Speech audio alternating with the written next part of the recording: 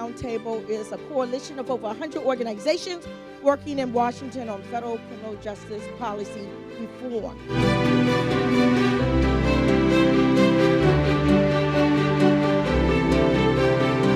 The nitty-gritty of the Roundtable is its working groups, and that's where strategy is discussed, brainstorming is done, and we can really get down in the weeds. And that's the lifeblood of the Justice Roundtable.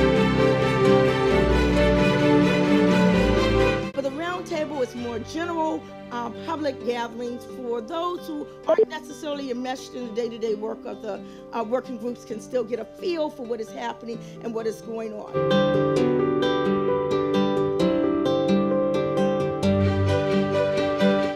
The Justice Roundtable was the catalyst behind the passage of the Second Chance Act in 2008. Sentencing Reform Working Group helped to usher in the passage of the Fair Sentencing Act, which reduced the disparity between crack and powder cocaine. And our Commutations and Pardons Working Group worked very closely with respect to the Obama-era clemency initiative, which resulted in the release from unjust incarceration of over 1,700 people.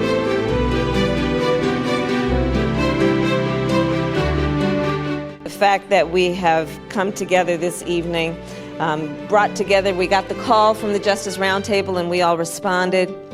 And it couldn't be a more critical and important time for us to share an evening like this, but be together under one roof, reminded that we are all in this together.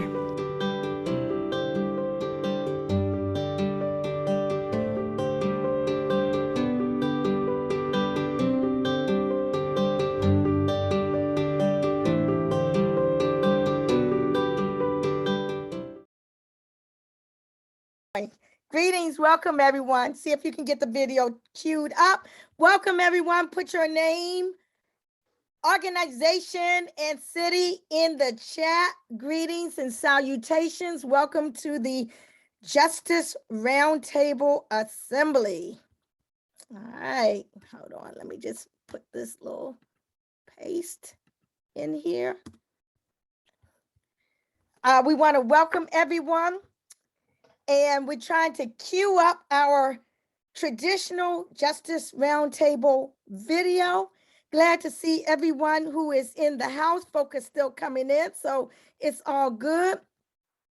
Yeah, I see everyone welcoming. I see National Prison Project. I see the Pew Charitable Trust. I see Colorado Cure. I see Vera Institute of Justice. I see Queen Karen Garrison. I see the Bail Project up in here in the house. The Drug Policy Alliance. Yes, indeed. Welcome. Put your name, your organization, and your city in the chat. I see Democracy Forward. I see the Niskanen Center, welcome. I see National Criminal Justice Association. Yes, indeed. Keep them all coming in. Keep them coming in. I see Bill Underwood. Yes, indeed. The Underwood Legacy Fund. Greetings. StopTheWar.org. I see Californians for Safety and Justice. I see the Pretrial Justice Institute. I see Enforcement Action Partnership, Las Vegas, Nevada. Engineer, you can let me know when you got that queued up. I see the Federal Public and Community Defenders in the house.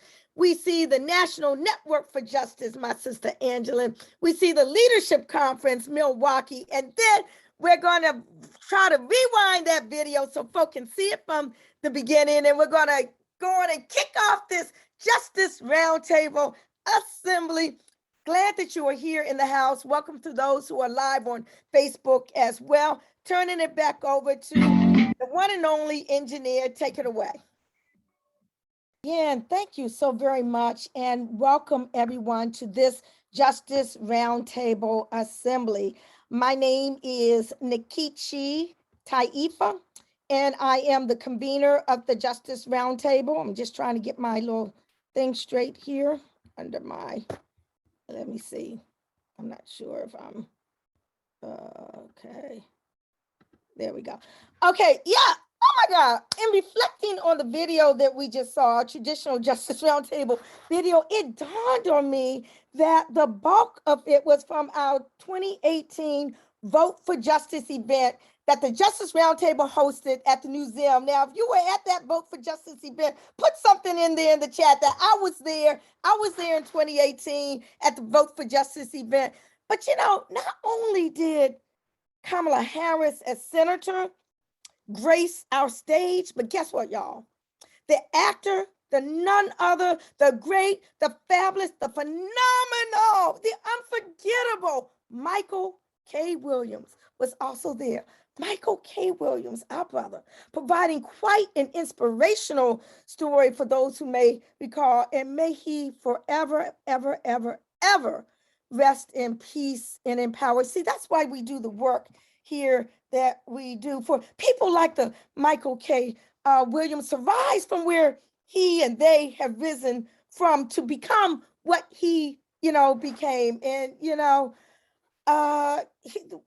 what he shared with us at that Vote for Justice event was just so very poignant, and how he reached back and helped others. And he even showed us a video of that. So perhaps at some point we will post that and share that for everyone to be able to see. So again, I see also in the chat, Blacks in Law Enforcement in America, National Association of Criminal Defense Lawyers.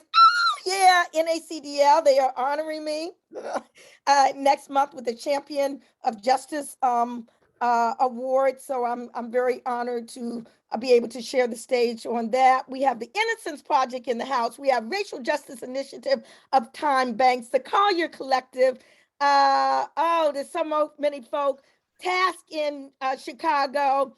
I see people saying I was there. The Autistic Self Advocacy Network is in the house here. Angela says she was there at the Vote for Justice. She said she was in the green room with the many artists, including Michael K. Williams, who was just an incredible human being. Yes, indeed, he was. So the Justice Roundtable, folks, can you believe it? We are in our 19th year. And for 19 years, the working groups of the Justice Roundtable have been the lifeblood of the work that we do. And at this time, we're going to hear briefly from leaders representing many of the working groups of the Roundtable, briefly describing their priorities of this Congress. So, engineer, if we can go on and put that on, and we're going to continue with our Justice Roundtable Assembly.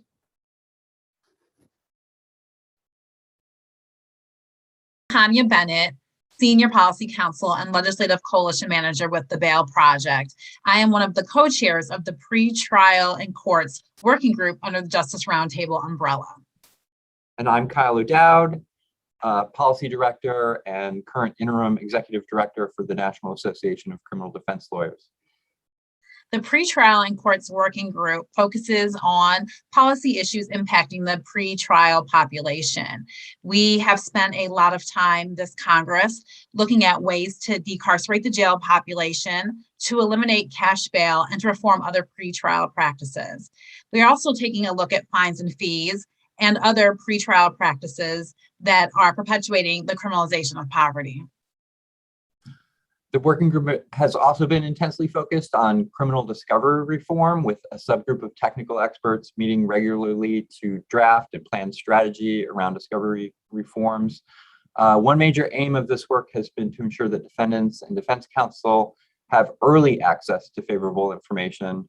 This is part of the working group's larger commitment to prosecutorial reform. Another priority area is public defense reform. The working group has focused early efforts on reestablishment of the Justice Department's Access to Justice Office, and recent pronouncements from the administration indicate that this is forthcoming. So additional efforts will include legislation to ensure that public defense systems have the resources and the capacity to provide effective assistance of counsel, especially at early stages of the proceedings.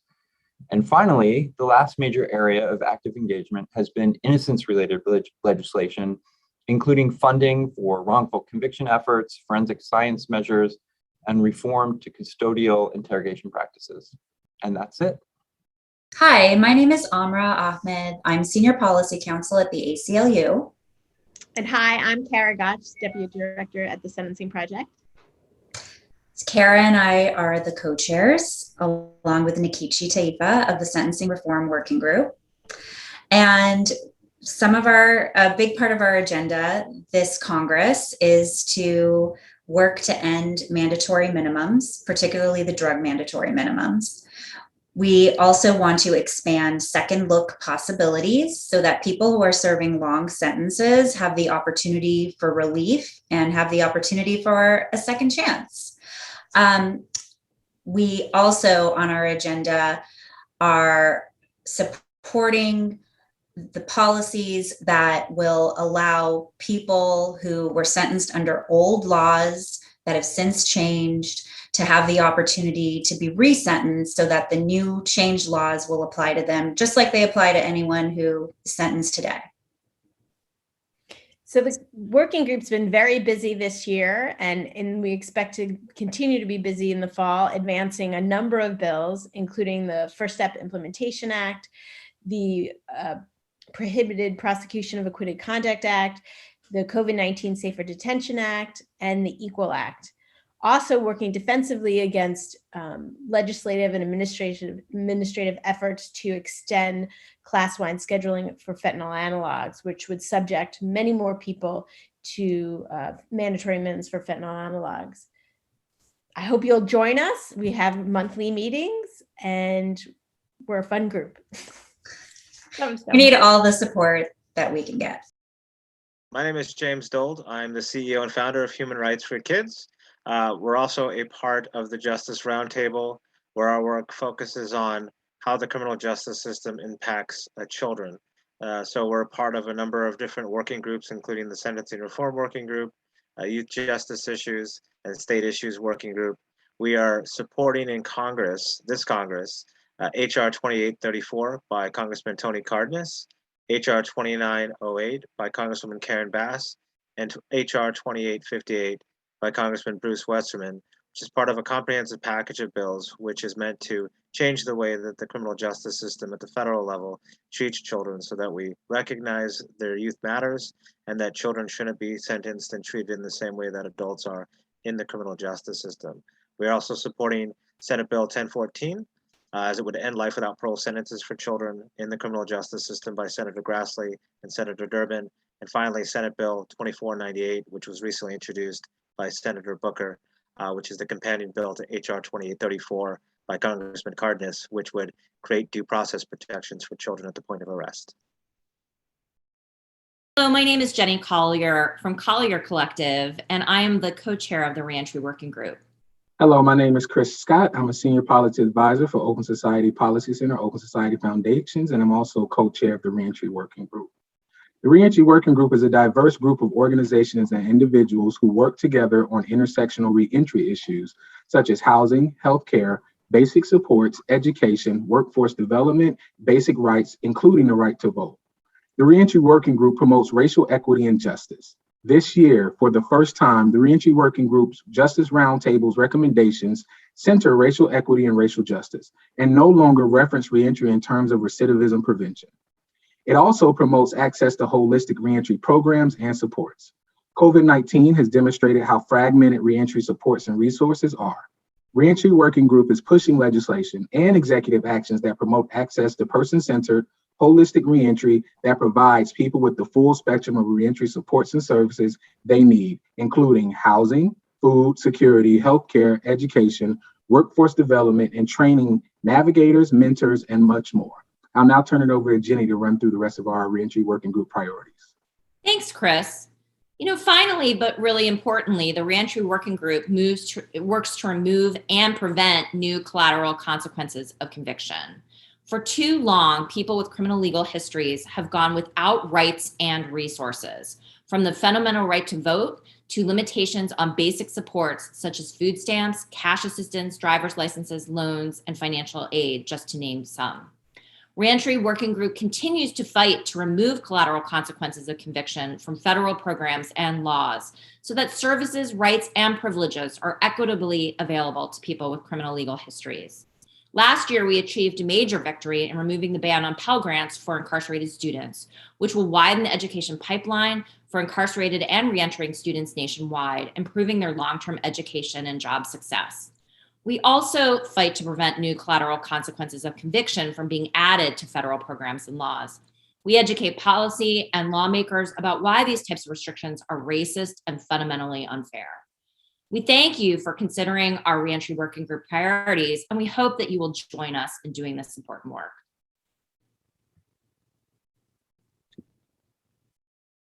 Hi, my name is Mel Wilson. I'm from the National Association of Social Workers, and I am the co-chair, along with Grant Smith from the Drug Policy Alliance, of the Drug Policy Working Group of the Justice Roundtable. The working group is comprised of as many as 20 to 30 different organizations who have a very specific interest in drug policy reform. Some of our priorities include looking at drug policy from a public health standpoint, which by definition means that it eliminates or limits criminalization as a priority that has been around in the country for many years. And the public health approach looks at the idea of decriminalization as part of what we want to do with our working group. We are concerned, and one of the recent priorities has to do with the coinciding with the COVID epidemic, the fact that under the tragedy of opioid addiction, there's going to be close to 90,000 individuals who may die from overdoses, and that is being overshadowed by the opioid and by the COVID epidemic. We want to be able, as a working group, to look at that and get involved with it. Secondly, we work with Congress and we work with the White House around really in the long term of drug policy reforms that get to the core of what is needed, funding needed, legislation needed, and policy change that is needed. We think that our working group is very diverse, eclectic. We certainly make an emphasis to include those who are affected and involved with advocacy so that their voice is heard.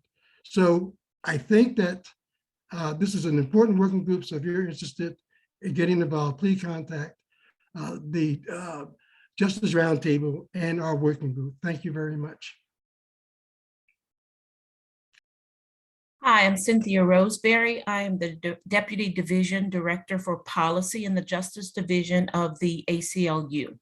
And I am a co-chair of the Commutations and Pardons Working Group for the Justice Roundtable. And I'm Mark Osler, the other co-chair. I'm the Robert and Marion Short Professor of Law here at the University of St. Thomas in Minnesota. I'm going to talk briefly about legislation and then throw it back to Cynthia to talk about what's going on with the administration. In terms of legislation, there's nothing pending as of right now, but there has been some legislation that's been drafted and knocked around, workshopped, and there is a pretty high expectation that we're going to see a clemency bill introduced in this session. And it's going to be one that will encompass a lot of our goals of prioritizing key groups and also establishing a better structure. Cynthia? Thank you, Mark. So we are hoping that the administration will live up to its promise to redeem the soul of America by making clemency a priority. And we've approached clemency reform in two ways, in two areas. The first of which is to restructure the clemency and pardons process itself out of the Department of Justice so that prosecutors and others don't weigh in too heavily on the decision that is usually made backward looking as opposed to at the present moment, how the person has been rehabilitated. And then the second approach is for categorical clemency, most urgently, those people who were released during the last administration because of the CARES Act are at jeopardy of being returned to prison. So we're advocating for their continued release. And also we're asking for the release of people in categories like folks who are elderly or infirm, those who've been denied compassionate release, minor drug possessors, people who are career offenders by virtue of drug-related crimes, people who have suffered a longer sentence because of the trial penalty. And also people who, if they were sentenced today, would receive a lower sentence, but the new law wasn't made retroactive. These are some of the categories that we're advocating for commutation. Mark? All right, so that's it. We've got a lot of work to do, and please join us as you can. Thanks. Thank you. Hi, my name is Angeline Fraser Giles, and I'm with the National Network for Justice, and I am a co-chair of the Racial Justice Working Group. And I am Nkechi Taifa. I'm founder of the Taifa Group, and I'm a co-chair of the Justice Roundtable's Racial Justice Working Group. And what we do essentially is that we convene discussions and collaborations that seek to bring justice reform advocates together with people in other sectors to address one of the most vexing issues in society today, that of race. We try to encourage a racial justice lens and analysis into the Justice Roundtable's work, and we recognize that even a well-meaning multiracial coalition such as ours, we still have a long way to go towards eliminating bias and structural inequities, particularly as they relate to race. We are committed to the passage of legislation that seeks to excise the prison slavery clause of the 13th Amendment. We work towards the passage of a federal commission to study and develop reparation proposals for African Americans, and we engage in discussions and collaborations. I'm going to turn it over to my colleague, Angeline Fraser, to talk about some of these discussions that we have. Hi, Angeline Fraser Giles. I have known Nkechi for so long, she calls me Fraser, but it is Fraser Giles. It's all good. So we started way back doing conversations on justice, and we had an amazing book event, authors event, had segments of different authors talking about all of their books. We had Michelle Alexander and Professor Charles Ogletree, and that was just tremendous. And more recently, we've had discussions with the curator of the African American Miniature Museum, whose son just happens to also be incarcerated in California, got California 3 strikes. So the intersectionality of her art and the dioramas that she does with Black culture and arts and sports just meshed with the work that we're trying to do in the Racial Justice Working Group. We've also had other book events, and we've had discussions on a variety of different racial justice topics. And so that is my role, is to bring all of these various issues dealing with racial justice to the fold and introduce all of these great people and giving them a platform in which to discuss their works. Thank you so very much, Angela Fraser Giles. Thank you. Looking forward to more coordination with you. Peace and blessings. Definitely. I'm Chrissy Routh with Amnesty International USA, and I'm a co-chair of the Law Enforcement Reform Working Group. Our priorities for the 117th Congress are: eliminate the Department of Defense 1033 program that transfers military equipment to local, state, and federal law enforcement; create a national use of force standard that limits the use of force to not unless necessary and proportional, and reserves deadly force to only as a last resort after exhausting all reasonable options when faced with an imminent threat of death or serious bodily injury. Require states to enact this standard as a minimum in order for law enforcement to benefit from full federal grant dollars. Eliminate qualified immunity for all government actors, not just law enforcement officials. Hold federal officials accountable for violations of constitutional rights by including a statutory Bivens remedy. Amend Section 242 so law enforcement can be better held criminally accountable for the deprivation of a person's civil or constitutional rights. Develop a national public police misconduct registry that includes all types of officer misconduct, not only the use of force and racial profiling. State, local, and federal law enforcement agencies must be required to report, and the registry should allow for officers' names and demographic information to be publicly available. The Department of Justice should be required to issue regulations on this registry. Prohibit racial profiling and bias policing. Prohibit the use of no-knock warrants and quick-knock raids for drug cases. Ban chokeholds and condition funding to states that do not enact statutory prohibition on the use of maneuvers that restrict blood, oxygen, and flow to the brain. These critical accountability issues represent an evolving list of the working group's priorities. Right. Wow. Thank you so very much, Justice Roundtable Working Group leaders. Again, as I said, you are the lifeblood of the Justice Roundtable. We would not be able to do the work that we do if it were not for you. And we are forever grateful. Before we continue, I'm just looking in the chat at some other organizations that have joined since I gave shout outs earlier. I also see the Law Enforcement Action Partnership. I see the American Bar Association. I see the HEAL organization, the NJDC. I see Innocence Project and the Safer Foundation. I see the Court Services and Offender Supervision Agency, see SOSA in DC. I see CURE. I see the Church of Scientology. I see the Civil Rights Corps. I see the Republic of New Africa. I see the Justice Policy Center of the Urban Institute. I see, let's see, I think I have Amnesty International. I mean, I'm just saying, there's so many groups. NASTAD, Drug User Health Sentencing Project, ACLU, DC Justice Lab, Montgomery County Policing Advisory Commission, National Council of Churches, Public Defender Service, and it goes on and goes. So again, thank you for joining the Justice Roundtable. And we saw the Justice Roundtable priorities that the working group leaders shared. If you go to our website, justiceroundtable.org, there is our report, Transformative Justice, for the new administration. This came at the beginning of the Biden-Harris administration in the 117th Congress, so be sure to check it out.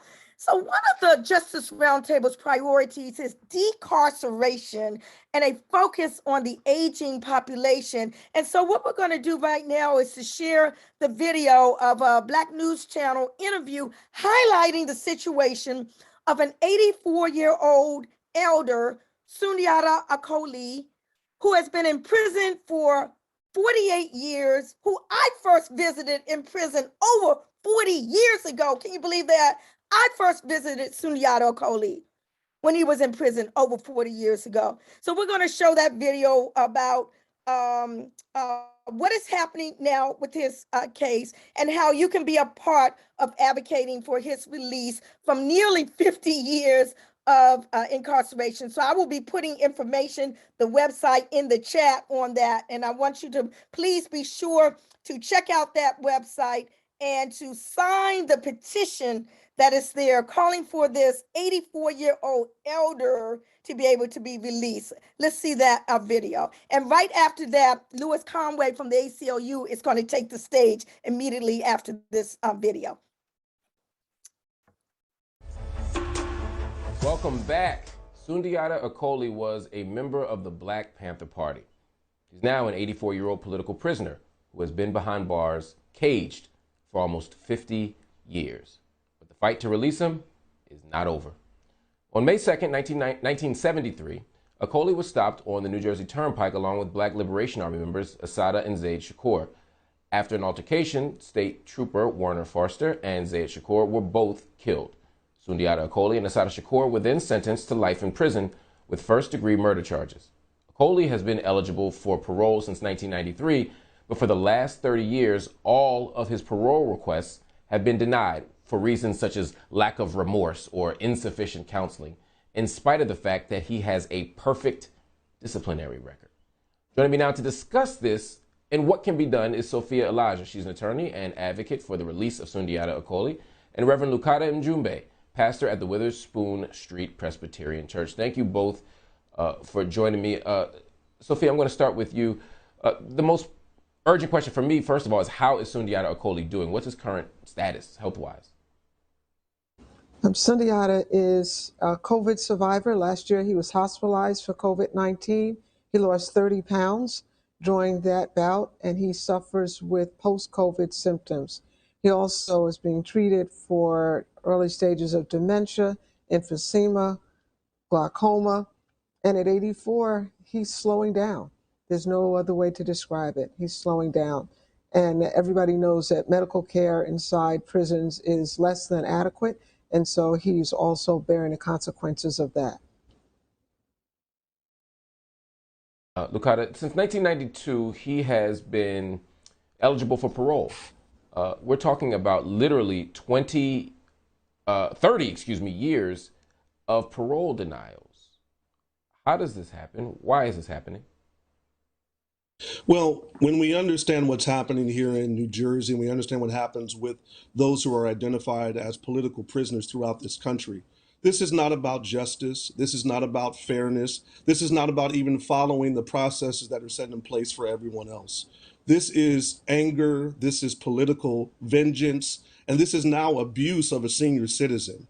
So we continue to fight. We continue to make appeals. We continue to reach out to the governor of New Jersey, Phil Murphy. We have a petition with almost 10,000 signatures now, calling on the governor and all of those who are able to make a change to bring Sundiata home. 27 years without a disciplinary infraction, someone who is teaching classes on how to be a good prisoner. He's met every single solitary condition for parole in the state of New Jersey. However, he has not met the standard that satisfies those who are more interested in political repression and vengeance than in justice and in fairness and healing and moving forward. Sophia, that's an important point. I mean, they literally have him teaching a course for young people and for other incarcerated people on how to not go back to prison. He's teaching an anti-recidivism course. That means they're saying that he is a model enough prisoner and a model enough person that he can help other people not do anything wrong in prison and to stop them from doing something wrong when they get out. How can they justify putting him in charge of that at the same time that they're saying he doesn't have the qualifications to leave prison on parole? So I'm glad you asked that question, Mark, but what we have to understand is they're not worried about justifying it. Sundiata was sentenced to life with the possibility of parole, if released on parole, and he's met all of those conditions. However, the parole board has decided they're going to convert his sentence into a death sentence. Just recently, he was denied parole again and given a 5-year hit. At 84 years old, that only sends one message. They are hoping that he dies in prison. And it's up to us to do everything within our power to make sure that doesn't happen and that we bring him home as soon as possible to the family that's waiting to take care of him. What can we do? We don't have the death penalty in the state of New Jersey. It's death penalty on layaway. 48 years in prison for an 84-year-old man with no chance of committing new crimes. Mark, Sundiata was in prison before you were born, before I had started preschool. And he's still in prison today. It's not about law. It's not about fairness. It's about us being silent. And if we continue to remain silent, if we continue to allow him to remain in prison, he will die in prison. He will die in prison if we don't speak up and bring him home. Let's take a step back just for a second, because I'm looking at the state of New Jersey, and they're only, from my research, they're only giving 1 out of 10 applicants parole. So it seems to me that if you're in New Jersey, parole is just a technicality. You really are getting a life sentence. Is this specific to New Jersey, or is this a bigger national problem that we need to be thinking about? Well, parole reform Sophia, is an issue that, I'm sorry, Mark. I was going to say parole reform is an issue that's been taken up in many states. For us right now, our focus is on trying to get this one senior citizen out of prison as quickly as possible. While at the same time, certainly we're concerned about the plight of people aging in prison in New Jersey and across our nation. But if we don't do something immediately about Sundiata Acoli, one of our freedom fighters, one of our heroes, someone who's long since deserved to be released, he won't be released. And so that's why we're calling on people to sign this petition. Go to the website at sundiataacolifc.org, sign the petition, spread the word, and ask everyone to support this effort to get him out. Absolutely. Lukata, this is not just the case of someone who's been incarcerated for a long time for a crime that the state deems heinous. This is about being a political prisoner. I mean, when we look at the context of his incarceration, the context of Jalil Muntaqin, right, the context of Sekou Odinga, and we could go on and on and on. if we just look at former members of the Black Panther Party in particular, they got extraordinarily long sentences. Then on top of that, they're routinely denied parole for those sentences. And sometimes they even say it's the heinousness of the crime that is the justification for denying someone parole. So if you give me a sentence with parole, my crime doesn't change. My charges don't change. My conviction doesn't change. So there's nothing I can do to change what I've allegedly done, if I even did it. And many of these people were railroaded, we know that. But my point is, you can't use the crime as evidence of why I don't get parole, because if that's the case, then you were never giving me parole in the first place. If my disciplinary record doesn't fix it, if the fact that I'm no longer a threat to society doesn't fix it, if the fact that I'm aging and maybe even dying in some of the cases we've seen doesn't fix it, what are we going to do? I mean, in the case of Jalil Muntaqin, it took him 50 years to get out. You know, talk to me just about the political dimension of this and how this is effectively, in my estimation, a punishment for political prisoners. I remember when I was in college and Nelson Mandela was released from prison in South Africa after 27 years. And I couldn't believe that someone would be in prison for 27 years. I could not have imagined that 48 years after Sundiata was put in prison that he would still be there. But if we're looking for a fair, logic, reasonable answer that answers for why men and women like Mumia Abu-Jamal or like Sundiata Acoli or so many others throughout the history of the struggle for civil rights and human rights and liberation in this country are in prison, we won't find it. The reality is it's vengeance. The reality is it's a death penalty on layaway. The reality is that, yes, every legal requirement has been met. And the courts have even acknowledged that in the past. Yet we continue to have to fight a political fight. And what we're trying to do is to help people to understand is that this political fight is now something that even those who do not have left of center political politics, they can understand. I have elderly people in my church that are asking me, wait a minute, an 84-year-old grandfather is still in prison after 48 years, 27 years of without any infractions. He's teaching a class. What is wrong here?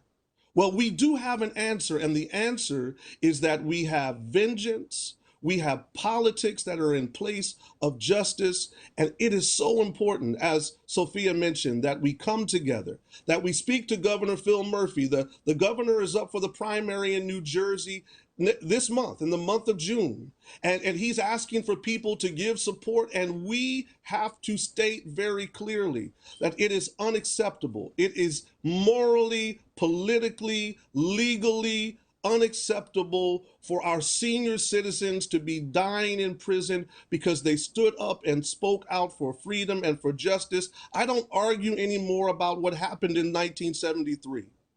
Because for whatever it is that happened, Sundiata Acoli has served every single day, month, year in full. And now it is time for us to bring Sundiata home. So thank you, Mark, for giving us the opportunity to share this and to communicate to your listeners the importance that we speak up. Because Sundiata said to me a long time ago, he said, the state doesn't decide when political prisoners come home. The people do. And we have to make that decision that it's time to bring Sundiata home. That organized people defeat organized power every single time. We're going to free every single political prisoner. And as long as there's a show here, there'll be a space to talk about it. Thank you both for joining me, and send my love and solidarity with Sundiata for me, please. Justice Roundtable colleagues, my name is Louis Conway. I'm a campaign strategist for the Impact Justice Division at the ACLU. It gives me great honor and pleasure to introduce to you the two women who will comprise today's Justice Roundtable feature, Sister to Sister, with Kassandra Frederique and Nkechi. Kassandra Frederique is the executive director of the Drug Policy Alliance, a national nonprofit that works to end the war on drugs. During her time at DPA, Frederique has built and led innovative campaigns around policing, the overdose crisis, and marijuana legalization, each with a consistent and racial justice focus. Her advocacy in all of the Drug Policies Alliance's work lies at the intersection of health, equity, autonomy, and justice. She has mobilized cities to rethink their approach to drug policy, from the ground up and has helped bring the dialogue around safer consumption spaces to national level through strategic organizing and partner development. Now, among victories, Frederique was the architect of the campaign that cut the number of New York City marijuana arrests by more than 99% since 2010, curtailing the city's infamous reign as the marijuana arrest capital of the country. She has been featured in the New York Times, MSNBC, US Today, National Public Radio, and the Netflix documentary Grass is Greener. She has received numerous awards, including the Activist Award from SEIU 32BJ, New York City Council Women of Distinction, Vocal New York's Joe Bostic Advocacy Award, National Advocates for Pregnant Women Emerging Leader Award, and was recognized on both Essence's magazine's Woke 100 and the Roots Route 100. A New Yorker, Frederique holds an MS in social work from Columbia University and a BS in industrial labor relations at Cornell University. Nkechi Taifa, is a civil and human rights attorney, scholar, activist, and author. She is president of the Taifa Group, LLC, and serves as senior fellow for the Center of Justice at Columbia University.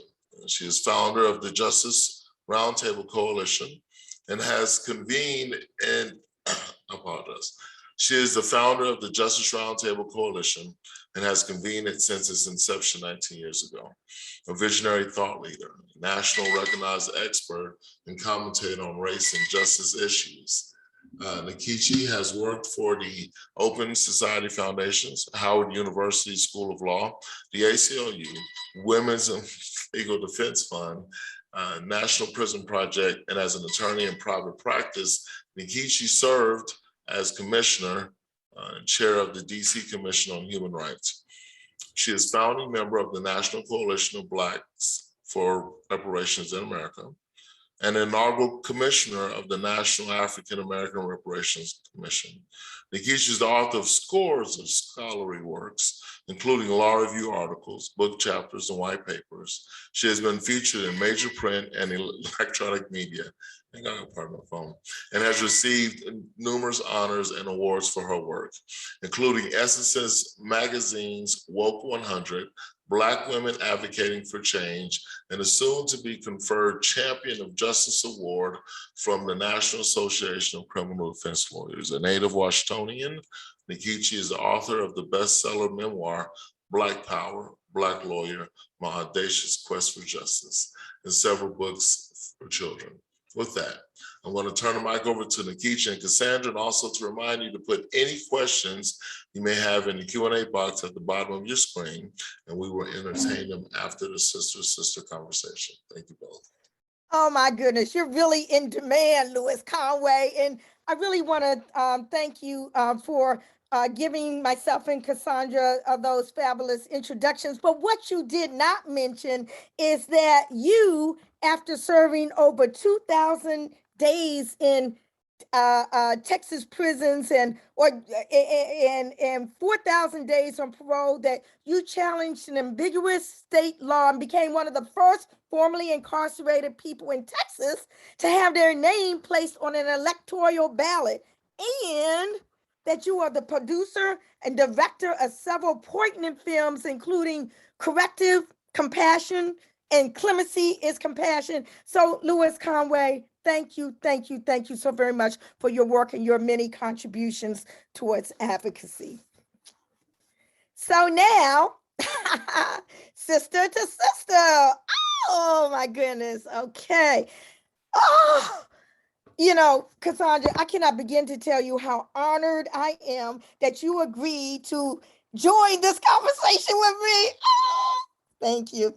What we're going to do is I'm going to ask you several open-ended questions, and then you're going to ask me several open-ended questions, and then we're going to conclude with any Q&A that there might be from the audience. How does that sound, sister? Is that okay? Sounds great. All right, sister to sister. Okay.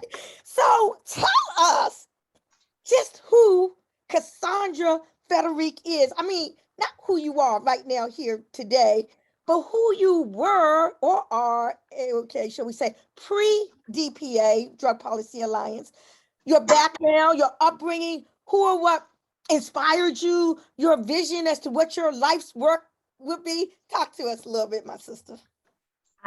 So one, thank you so much for having me at the Justice Roundtable. I think I spoke here almost a year ago, and most people don't realize that today's my 1 year of being the ED at DPA. So it feels very full circle to be having this conversation at the Justice Roundtable on today.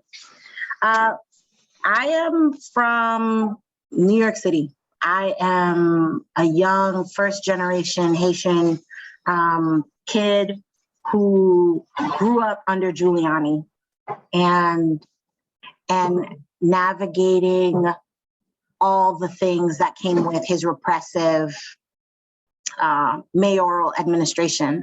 I also grew up under the shadow of the first Black mayor in New York City, David Dinkins, right?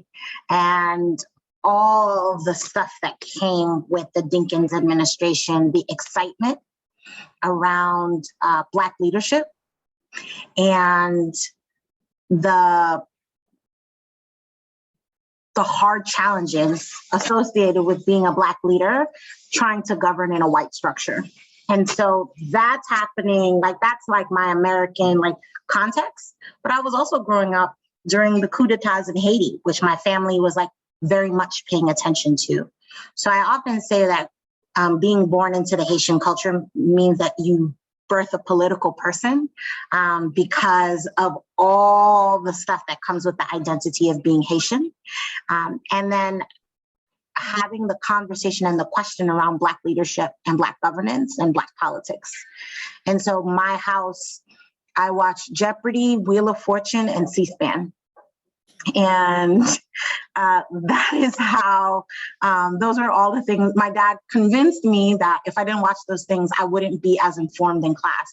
Your teacher will ask you this. My teacher never asked me anything about C-SPAN, but it was really helpful for me to think about politics. In fourth grade, we learned the capitals of the states, but by that time I had already started chronicling all the police killings that were happening in New York City. And so a lot of times people ask me what was I, who was I before DPA? I think for me, I was a Black kid who was in a very politicized home that was trying to figure out this race thing is real. It seems like it's on purpose, but I was also curly haired, played basketball until my boobs came in, and like to watch movies and read books, but lots of TV. And I have a younger brother, so I was a very bossy older sister. I'm still bossy to my brother, but being a big sister is a big part of my identity. Well, you might be been bossy to your siblings, but you are the boss right now. You are a boss lady. So let's go there then. Tell us about the trajectory of your career, just how you happened to join the Drug Policy Alliance and why, how you rose from an intern there to New York State director to being at its pinnacle. Again, as boss lady, excuse me, as executive director. Talk to us about that trajectory, Kassandra. Well, I think most people have heard this before. I did not intentionally join Drug Policy Alliance. I was at social work school and I wanted to do court mitigation work. And so I was hoping to do work inside to help release people earlier, using social work skills to, create a biopsychosocial and to plead with the court to release people. And so I was very clear that I wanted to do work around decarceration. But I'd also say that before that, when I was in high school, I didn't think people like y'all existed. So there was so much romanticization around the civil rights era. It was just oh, these people did these things, but I didn't recognize that there was a field around advocacy. And I look at like my 18-year-old like scholarship essay, and what I said was I wanted to throw conferences for nonprofits because I was I organized the neighborhood trips to Dorney Park every summer. Like it was like me, 13 years old, and calling the bus company and trying to get people together. So I think for me, I just never recognized that there were people that actually did this work, and only saw the possibility as like doing direct service. So DPA, doing policy advocacy, doing it at a macro level was never on my radar. And it was honestly because the internship that I had got into a fight with Columbia, and the Columbia administrator, Clarina Moultrie, a Black woman, was like, if you're going to disrespect me, that means you're going to disrespect my student. And I'm not going to have my student be disrespected. And so she pulled me out, and she basically gave me two options. She said, you can work with the People's Institute for Survival and Beyond and run anti-racism trainings throughout New York State, or you can work at Drug Policy Alliance. They just did the Rockefeller drug law reforms, and I picked DPA. Wow. So absolutely incredible. I didn't get you all going. No, I mean, like, it was not intentional. And I think that what's really interesting about it is I will, people ask me, like, what is my personal experience? Like, what is my family's connection to the issue?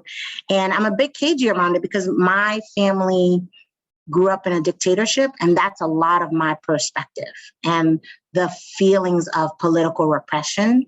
And, it scares my parents that I do advocacy work. It scares my parents that I say things are racist because my parents grew up in a dictatorship in Haiti, right?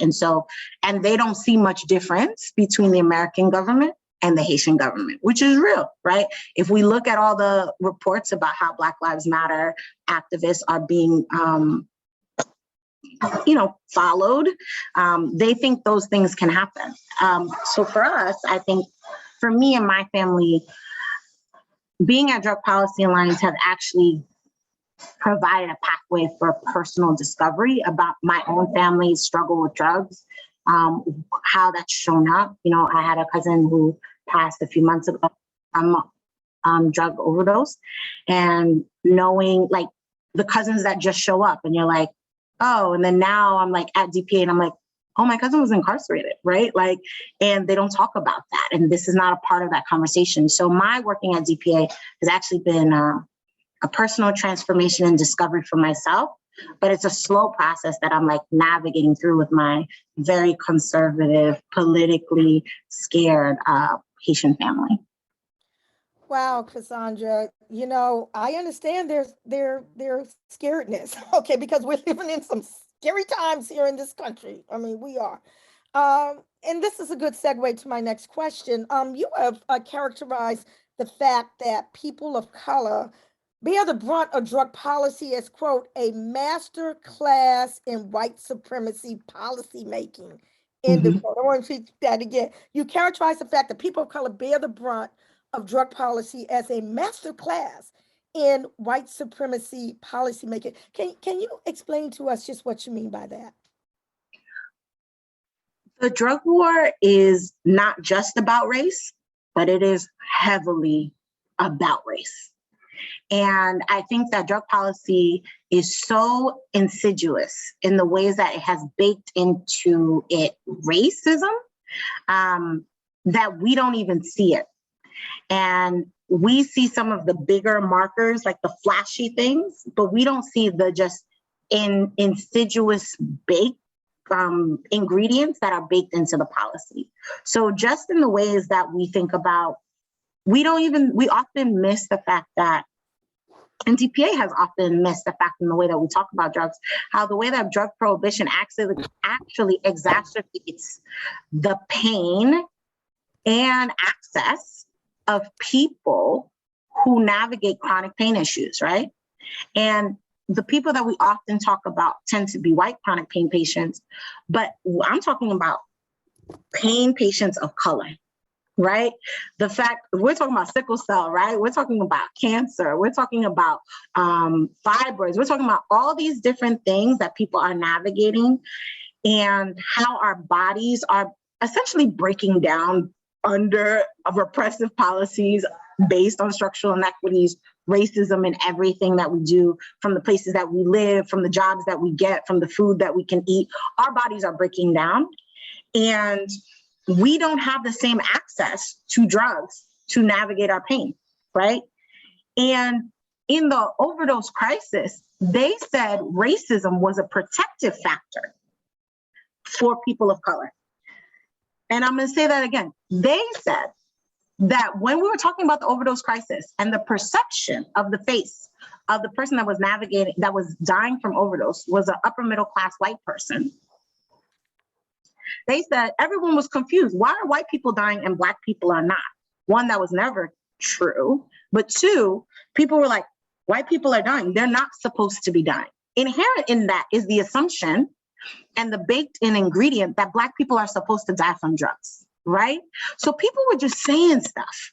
And then under that, you have physicians who are saying, well, this is an issue of prescription drugs, and Black people don't get prescription drugs because we're too racist to give it to them because we think they're drug seeking. Therefore, racism saved Black people from the overdose crisis. And for me, that really reinforced the things that I learned from you and from Jasmine and from Amani and Tracy and from Deborah, this idea that that drug policy has a distinctive role in the way that we shape race and the way that it reinforces the criminality of Blackness, right? And I also think that the distinction, drugs play a deep role in the way that we view Black recreation and the way that we view Black imagination and Black vision. Because I'm gonna get in trouble. A lot of my elder revolutionaries, Black revolutionaries who talk about liberation in the march, when I talk to them about drugs, they're like, we need our soldiers of sober mind. And I'm just like, yes, I hear you. And not all the soldiers have to be sober, right? Because what we're trying to march for on this plane, we need someone who is connected at a deeper root, who is high on something that can envision the world that we cannot see of sober mind. There had to be some roots that my ancestors took to decide that they were going to take back the island. Not all those people were sober. When we talk about Bookman, when they were in the forest, churching, screaming, praying, doing rituals, they had to be on some roots. And so the idea that we can't even understand the expansiveness of what drugs could give us in order to envision the future is antithetical and ahistorical. Because for Black people to actually be free here, someone had to be on some shit. Someone had to be on some shit. Because to even believe that we can do that, that's not here. That's not on this plane. What's on this plane is what we see now, right? Trying to make it lesser. And so I think that if we're talking about the masterclass of policymaking, it's about understanding not just the ways that it harms us, but the way that it inhibits our understanding of how we can see ourselves. And that is what the white policy making structure does exceptionally well. It creates the parameters of what we think is possible. And it's why it's so hard for us to think outside of the box, because sometimes what we think of is a box that they already know exists. And so I think that when we think about the master class of policymaking, it's not just in the ways that we are harmed, but it's in the ways that we can see what the future is and what the solutions are. And every single thing is baked in. And the thing that is really important about drug policy and what I have learned is that even when we win, we lose. And that is one of the most depressing and scary things that I sit with and understand is and why self-care is so important is because we won marijuana in multiple states. And Black women, Indigenous women, and Latino people, not just women, people of color who can give birth, they're getting their kids taken away in child welfare because our push around marijuana legalization didn't take into consideration the other care systems that had those laws baked in. When we're talking about poor people should have the same access to cannabis, but at the federal level, HUD has a policy around people can't smoke in public housing. We're basically saying poor people aren't allowed to smoke. And then we're saying a lot of the cannabis laws say you can't smoke in public. One of the big reasons why in New York, the hill I was going to die on was public smoking, because I was like, we have the largest public housing in the state. If we can't, if they can't smoke at home, where are they going to smoke if they can't smoke in the street, right? And what we found, what the data has shown, is that has brought the arrest down to 8. 8. Not even single digit, because we are thinking like they have thought about all the ways to capture us. So we have to be faster and think about things and put things in to take it out. And that only happens if people are close to the issue. And that happens if some people are on some shit, right? Like, we need all of those people to be a part of the policy making. Kassandra, you have given us some profound food for thought. Oh my goodness, I mean, you raised some things I had not even thought about. You're right. Folk had to be kind of like out of their mind to do some of the stuff that, in terms of fighting for our freedom and Ganga Zumbi. And, I mean, Denmark Vesey, Nat Turner, Harriet Tubman. I mean, I'm just saying, to be able to endure. Thank you for that analysis. Listen, well, I sat down with folks. The thing is, we have to be in conversation with global Black people that are in different parts of the world, right? And I sat down with a Kenyan sister 2 years ago, and she was like, let's be clear. We're talking about this drug thing. We have hallucinogens in our culture. We do, right? Now, and I want to be very clear and responsible, because our drug policy movement has not always been responsible. Drugs can be very difficult for people. And we have very real experiences of addiction. And those things need to be mitigated. And we need to give people the supports that they need. But in my post-drug war world, people have everything that they need. So the issue of whether people have access to drugs or not is not a life or death situation, because everyone has what they need. And we have the resources to take care of the pain and the trauma that some people use drugs to mask. And so I think it's really important, like we have to be building to a world where access to drugs is not a significant factor into whether or not someone lives or dies. And Kassandra, I'm glad that you spoke about your vision in terms of what this post world is going to look like, because that's what we need to do while we are in the process of fighting against all of these policies and practices. We need to be at the same time envisioning, just what the future should be. And that kind of brings me to my next question, because, and you mentioned it just briefly, there's a lot of talk about self-care today, particularly with respect to us, movement people who are in the trenches. How do you, my sister, because you're part of that millennial, whatever generation that takes all this stuff very seriously. So how do you manage self-care in the midst of running a huge organization? And do you have any recommendations for others? I'm curious. I want to know. It's so interesting because I have fought with this conversation of self-care because so much of it included me spending money. And then I was like, I really need to chill on this, right? Because being broke is not self-care. I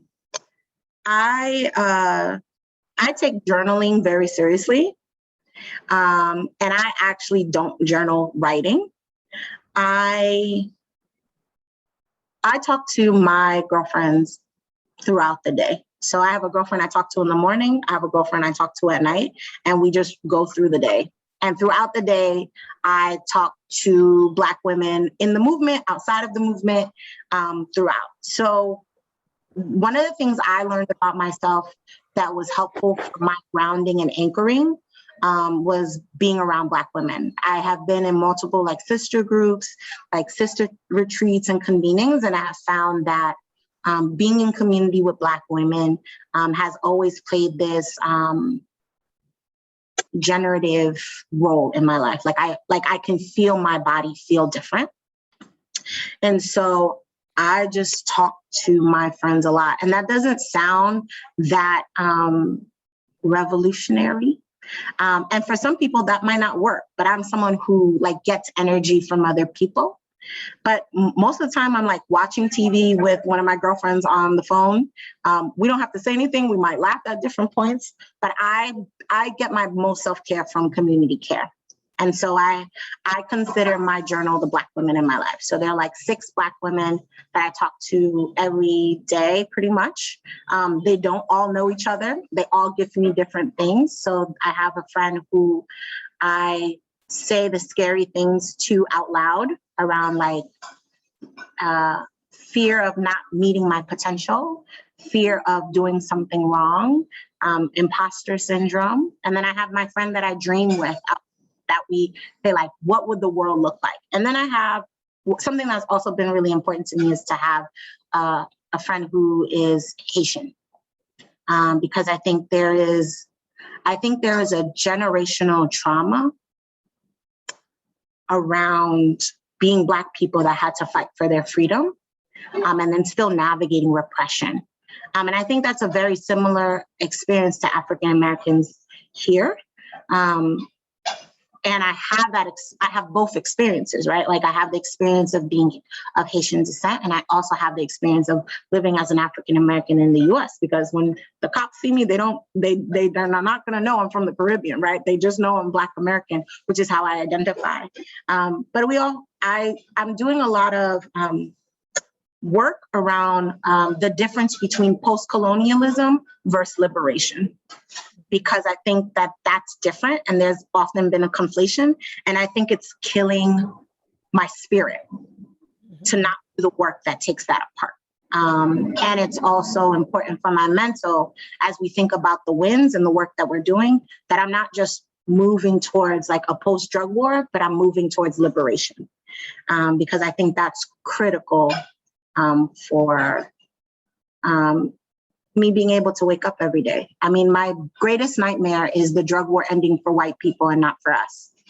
And so I think about that quite often, and it's very much a motivating thing for me to do my own internal work in order to be free enough to be able to see it when it's at play.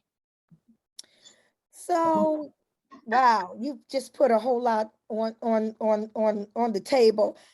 My last question is, I just want to know if any closing thoughts that you might have about justice system transformation. I mean, that's what this whole thing was supposed to be about, but I wanted to get into the personal because, we don't always do that. I mean, things don't just drop from the sky. They're made up of the very real people behind making things happen. And I wanted to make sure that we explored that. But justice system transformation, what are your closing thoughts? So I think to your first point, I don't think if we won't be able to transform the system if we don't do the very hard work of ourselves. And so I hear you when you say like, you millennials are very into the self-care stuff, but part of that is because, this space is not always the most generative, right? And there's a lot of pain and trauma that the system does to us, but that we do to each other. And part of that is because people are not doing their work. And I think what the movement is experiencing from millennials and Gen Z and the younger generation is that we have watched that and recognized that in order for us to do this work, that we have to do our work together, our work internally, so that we can produce something different. I think my biggest thoughts around justice transformation is the lesson that Deborah Small has said for as long as she's been doing this work, and for the 15 years that over 10 years that I've known her, justice transformation won't happen if we don't dismantle capitalism. We need an economic transformation in this country because our capture and subjugation and our deaths are monetized. Our lives are a commodity. poor people, people of color, queer folks.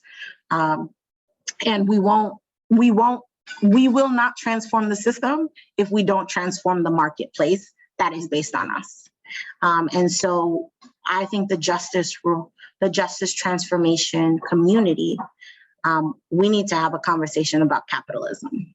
And we say capitalism and people are saying that more and more, but I think we need to do the work of the economics, of really figuring out how we can create a different market system that navigates harm, that navigates trauma. Because if we don't do that, we're just going to keep replicating the thing that we have. And there's no way to do transformation without changing the market and the commodification of our life. Wow. Thank you, Kassandra Frederique. And hopefully you've been looking at the chat because folk have been loving you up in there, my sister. So we're going to turn the tables now. I'm very excited for this part. So Nkechi, pre-Justice Roundtable, pre-Open Society, pre-Harvard Law Director, pre-ACLU, pre-lawyer, who inspired you? Who was little Nkechi? What made you laugh? What was your favorite food? What was your favorite movie? What did you do? Who are you? All right, so Nkechi, pre-everything, shall we say. First of all, she was not Nkechi, she was Anita Caldwell. But she was a girl who was deeply, deeply impacted by and inspired by the Black Power movement, okay? During the late 60s and early 70s, she was a native Washingtonian who sat on the floor of her family's den, reading room, okay, strumming through the pages of a book called A Pictorial History of the Negro in America, stumbled across the account of the murder of 14-year-old Emmett Till, an incident which she noted with great horror. It occurred when she was scarcely about 5 months old. When I say she, I'm talking about me, okay, right? And I'm thinking all of these things happened like a million years ago, to my young mind. And I didn't realize that these things were occurring in my own lifetime. Being in 3rd grade and Fannie Lou Hamer is being beat to within an inch of her body just for trying to register to vote. Being in the 8th grade, in my 8th grade Black Studies class, this is the time when Black Studies is coming into the classroom, and seeing a poster tacked to the bulletin board of this Black man with a black beret on his head, with a spear in one hand and a rifle in another hand, sitting in a Grand Slam wicker chair. And all my 8th grade girlfriends were giggling about how cute this brother was. And I was asking the teacher, well, what is he doing in jail?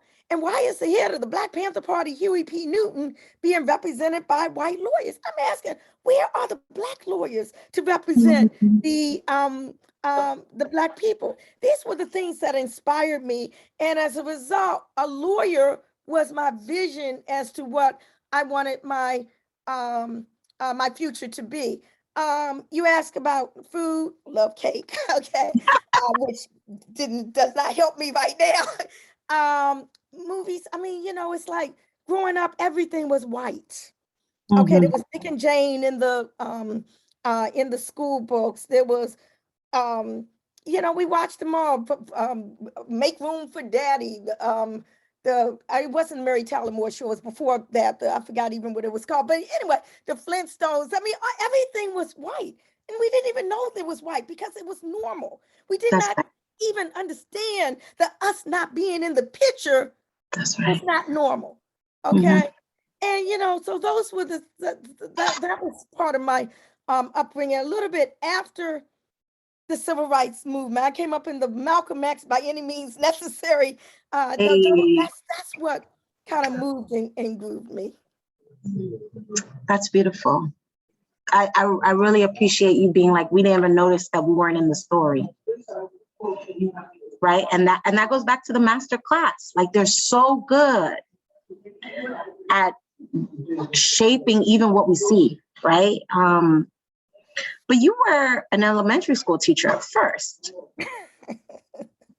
Yeah, I was, well, I always said I wanted to be a lawyer, okay, but did not go straight to law school after doing undergrad and all like that and being in the struggle, I was all up into what was called the independent Black school movement. That was like the successor to like the freedom schools, I guess you could say, civil rights era. So I started working as a teacher, first grade teacher in the independent Black schools movement. I published several books for children during that time, Shining Legacy, about Black heroes and heroines, folk that were not in the history books at that time, The Adventures of Kojo and Amma. Again, my take on the Dick and Jane, which was the white stories. But interesting, those books for children, which I published over 40 years ago, are now being republished for a new generation. They'll be out in a couple of weeks because it's like nothing much has changed. And let me just tell you what was very shocking, that just a couple of months ago, I find out that the Central York School District banned my book about famous Black heroes and heroines, put it on the banned list along with Ibrahim Kendi's books and Why Are All the Black Kids Sitting together in the cafeteria and all like that, banned it. Can you actually believe that? And I'm saying, well, you know what? That's some good publicity for me for it coming out again. You know what I'm saying? Because I needed and wanted a new generation of youth to learn some of these things. So I published the books. I was a first grade teacher. I started working in the anti-apartheid movement because this was during the time when the whole of Southern Africa was under colonial rule. And I worked for an organization called the Washington Office on Africa. It was a church and union sponsored organization that lobbied for free South Africa. And it actually was housed in the Methodist building for those Washington, D.C. folk, right across the street from the Supreme Court in the Capitol. But while working to help free South Africa and all the other revolutionary stuff I was doing, I'm not going to mention that right now, I decided that if I wanted to be a lawyer, like I always said I wanted to be, after seeing that picture of Huey Newton on the bulletin board, I said I needed to go on and do it. So I went and applied. I had to work during the day, so I was still working in Washington, Africa, and I went to law school in the evening. So that was really my trajectory, I guess, from elementary school, first grade teacher, to working in the apartheid movement, to actually going to law school and getting that degree as a lawyer. No, I'm sorry, I used to call lawyers as a lawyer, and the rest is history. But I will say, as a lawyer, I did continue the work that I was doing. I first worked for the National Prison Project under the great Al Bronstein. I then hung out my own shingle and was in private practice, getting my feet wet, making a whole lot of mistakes. I tell about all this in my memoir, Black Power, Black Lawyer. I worked for the Women's Legal Defense Fund. I worked for the ACLU Washington office, then got married, had a baby, and worked at and taught at Howard University, not Harvard, but Howard University School of Law. And then in 2002, I joined the Open Society Foundations, and along with my colleague, Jean Guerrero, we founded the Justice Roundtable, and the rest is history. Wow. So what was the self-care like during that time? Well, unfortunately, we even coming up in the struggle, that's what we always called it, the struggle, because we was always working, we was always struggling, wasn't no self-care. It's only with Black Lives Matter and I'm looking, well, what have I been missing? Why haven't I been involved or engaged in doing some of these things, But I will say this: you talked about the power of women and Black women and women just coming together. That's what really saved me. I guess I would call that my self-care. There's an organization that actually was birthed as a result of folk involved in criminal justice reform. Some of the women professionals, Angela Fraser Giles, I will say, started a group called Solace Sisters, Sisters for Solace. And we, to have a shoulder to lean on sometimes, to, when we're stressed out with what's going on in the workplace, that we can come together and lift up each other and provide some type of solace to each other. And that started, I don't even know how long, over a decade ago, and it's still going strong today. It's what sustained me during COVID, when all we had was Zoom. And That's we right. just got together on Zoom. It was just, a place where women, and it's not just in criminal justice now, women from all walks, and it's just been beautiful. So that's been my self-care. Though I'd like to go to the islands, or go on a vacation somewhere, on a cruise or something along those lines. I love to be able to do some things like that, get some massages and all that. But self-care is important. I'm beginning to learn how important it is, and we just need to sometimes just take that time for ourselves.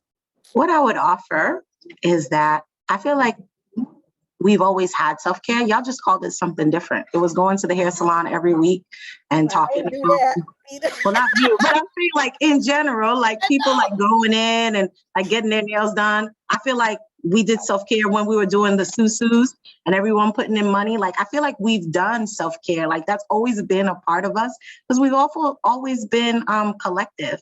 But exactly, Liddy, like we threw house parties, we did all that stuff. I think the millennials, this is my generational stuff, where, I think the millennials and Gen Zers, we get a lot of flack for talking ourselves about self-care, but I feel like y'all did it. Y'all just called it something else.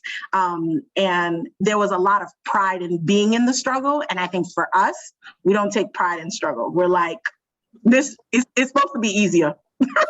Right? It's supposed to be easier, and we're going to demand for it to be easier, because y'all not supposed to have our foot on our necks anymore. I want to ask these selfish questions for me. Nkechi, you've been doing this work for so long and have seen multiple iterations of the movement. And we're in this moment where everything is so polarized and everything is so personal. I mean, we're like in the middle of a global health pandemic. We're not in person. The US is navigating vaccine inequalities, COVID inequalities, vaccine hesitancy, vaccine apartheid, like all these things are happening. The wealth gap is getting bigger. The religiosity is getting starker and starker.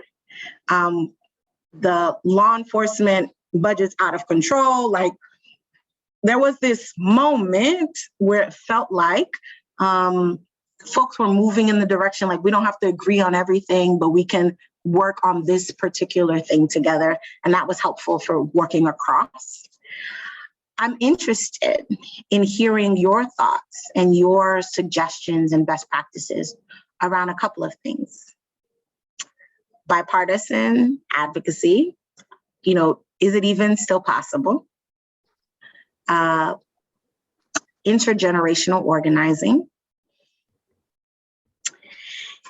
and multiracial organizing. And I think multiracial organizing is a very distinct skill set. And in a world that's super politicized right now, and based on all the things that you've experienced, what would you offer to people that are coming into the space who are seeing so many things, so many dynamics shift? And what would you say is important for us to hold on to, and like organizing principles as we move forward in a changing dynamic? Wow. So, I would say that when I was coming into this realm and this field in terms of justice system reform, there wasn't much difference at all between Democrats and Republicans. Both were bad. Both were bad with respect to criminal justice issues. I mean, we had to fight just as hard. I mean, Bill Clinton candidate left the campaign trail to oversee the execution of a mentally challenged person in Arkansas. We've all heard, the role that Joe Biden, but not just him, everybody else, they just about was playing with respect to the crime bill of 1994. I remember walking the halls of Congress pregnant during the time when the crime bill was being discussed and debated in Congress, resulting in the largest expansion of the federal death penalty in modern times, the evisceration exclusionary rule, the gutting of habeas corpus, the 3 strikes and you're out, the elimination of Pell Grants for children, all this money for states to build more and more prisons to lock up more and more people, 100,000 cops on the street, the list went on and on. But there was sparks. Okay, there were sparks within the Black caucus that were saying, no, we're not going to go this way. We're going to establish an alternative crime bill that has what our vision of what things can and should be. So there was always those sparks. And I will say this in terms of bipartisanship, we would never have achieved the baby steps that we achieved in the form of the Second Chance Reentry Bill in 2008, the Fair Sentencing Act, which reduced the disparity between crack and powder cocaine in 2010. These are areas where the Justice Roundtable was a catalyst in helping to get passed. It never would have happened without bipartisan support.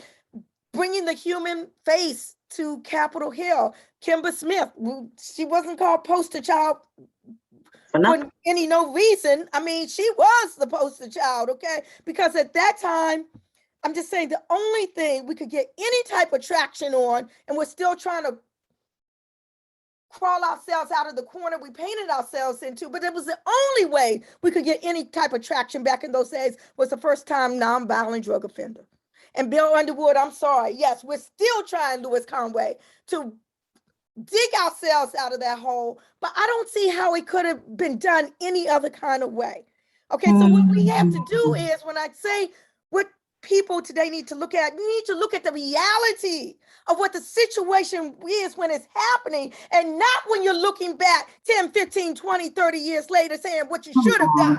Come on. And how you should not have compromised. I mean, I don't believe in compromise. I mean, I come from the revolutionary militant tradition. But if you're in the environment, which I found myself in because I'm in the suites and I'm in the streets. But when you're in the suites, the environment in the suites, okay, and you got to get something done, sometimes you have to put some of your other stuff on the shelf while you work that other thing. And then make sure, though, that you always bring your other stuff that you had on the shelf out. And that's where we're in today. We're in the times today where we need to pull out from on the shelf stuff that we put there to get some stuff done, because no more should we be talking about baby steps. We're in the stage now where we should be talking about leaps and bounds. Tomorrow marks the 50th anniversary of the Attica prison uprising. They were talking about the same things then. That's right. And we're struggling about now, 50 years later, no more baby steps. We've done that. Yeah. We need to take the struggle, the justice system, we need to take it by leaps and bounds. Now, sometimes that means some of us have to step away from the suites and get back out there in the streets. That's right. Because it is a two-way scenario, okay? But, it's time now, and, intergenerational. I just think folk need to make sure they know what happened before, and don't judge what happened before with your lenses of now that you have on now. You got to look at it, the way it was at that time. And multiracial, folks are really confused by me. I'm confused by myself too. They say, Nkechi, how can you be Miss Black Power and like this, and you up there had a ride in the private jet with the Koch brothers and shit. I mean, but it's all about finding where you can find areas of agreement. And when you can find areas of agreement, you need to ride that as far as you can ride it without giving up your own self of what you are all about. And I think I've been able to walk that line. And I would counsel others out there to, if you can, engage in that not just multiracial, but ideological, okay, discussions and debates, going into it, but never, ever, ever, ever, ever forget who you are or where you came from, and never, ever, ever give up the struggle or the fight. So that's Can I ask you one last question? One last question. Okay. What do you think is our next big fight? Like, what is the trend that you're seeing right now? Actually, I think our next big fight is survival. It's just basic survival. The handwriting on the wall, my dear sister Kassandra, is very, very scary. It's a situation wherein you don't realize the extent of the harm and danger that we're in because we're in the midst of it. I mean, I watched The Handmaid's Tale. You talked about movie. I do a lot of binging. I watched The Handmaid's Tale, and they did not see coming what they were already in. They did not see it when it was coming. Someone said, I saw some quote somewhere. I forgot who said. I think it was. I forgot who it was. Some famous white person, but something to the effect of if you pluck the feathers off a chicken one by one, you don't recognize the pain. You don't feel the pain when you're just doing it one bit by bit, bit by bit.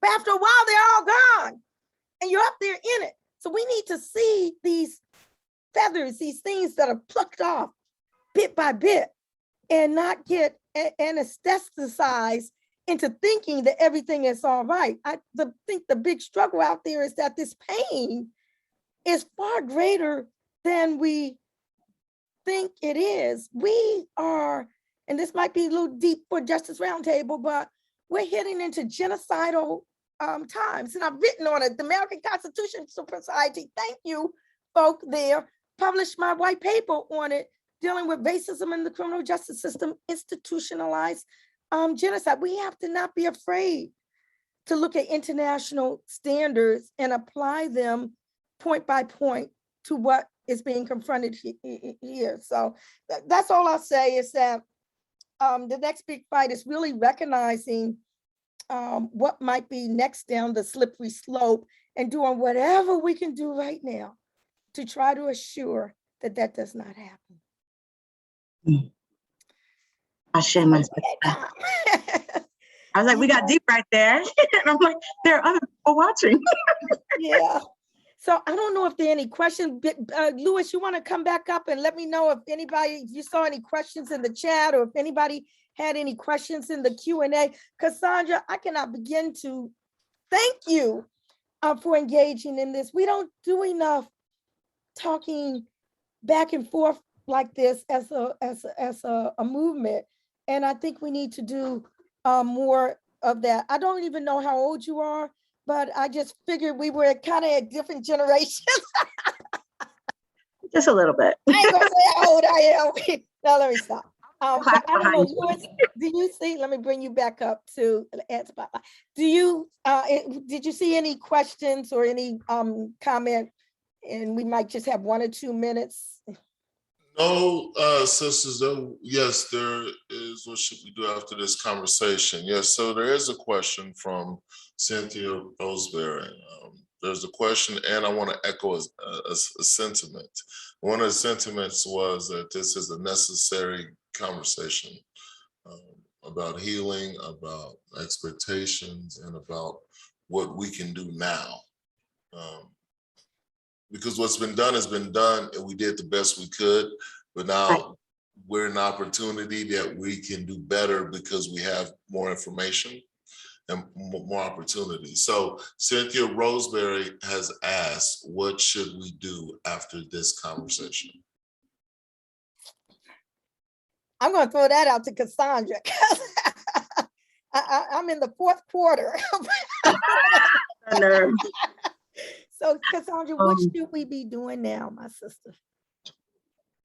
The biggest thing that I think is, one of the biggest things that I think is an impediment to us actually fighting for our survival is that I think that we need to be envisioning the world that we want.